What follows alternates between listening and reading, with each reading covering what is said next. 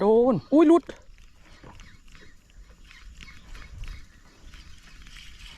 โอ้หลุดได้ไงวะตีลงไปโดนแล้วเมื่อกี้แก๊สเลยทีเมื่อกี้ตีลงไปโดนเลย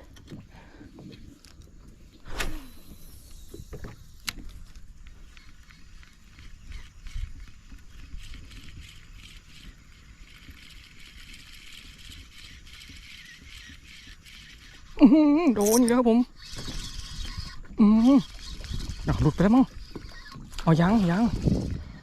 นี่อุ้ยหลุดโอ้โห